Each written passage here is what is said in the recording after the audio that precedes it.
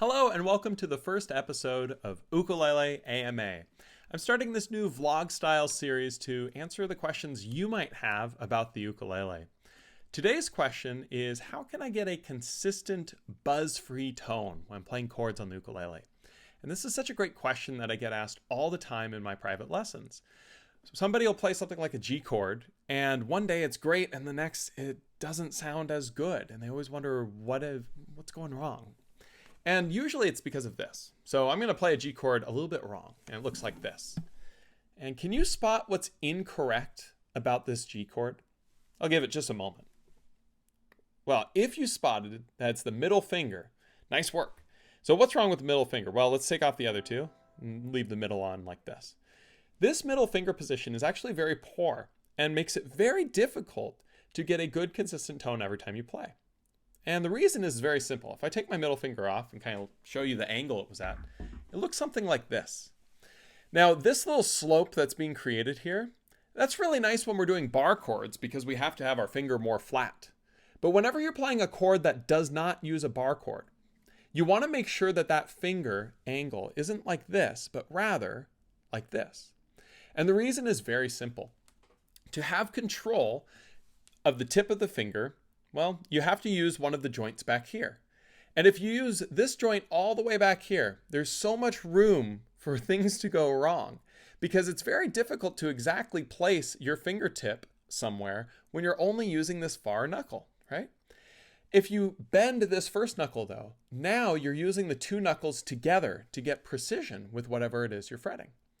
So when you're looking at a G chord again, if you're playing it like this, with that finger kind of coming back, instead, try to have that finger bent at that first knuckle, being more perpendicular right onto the fretboard like this, and do that with each of the other fingers as well. You'll notice that gives you more control, which makes it so that you'll buzz less as you're playing this G chord. So let's go ahead and try this just as an example. Let's play G, index finger here on the second fret of the C string, ring finger here on the third fret of the E string, and middle finger here on the second fret of the A. And let's make sure all three of these fingers have that curvature in that first knuckle, right? None of them are going back like this. And when we do this, we should get a more consistent tone. Another trick to it is the position that you have those fingers on the fretboard. You want to make sure you get those fingers right up next to the frets. That makes it much easier to push down. The more in the middle you are, the harder it is to get a good tone because you have to push harder. And so if you're here and you push so hard and then you move back here, it won't make any sound at all. And so a lot of times people will have inconsistent tone because they push so hard, but then they move back a little and the buzzing starts. In fact, it's kind of amazing. If I take this index finger, I just play the second fret here, and I go right up next to the fret wire, sounds great, right? Not going over the fret wire, but just right up next to it.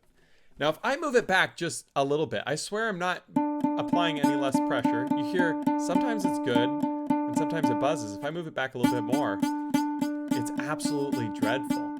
And now if somebody's playing and they get this sound, what do you think they do? Well, what we all do, we all try to push harder. That's just human nature, right?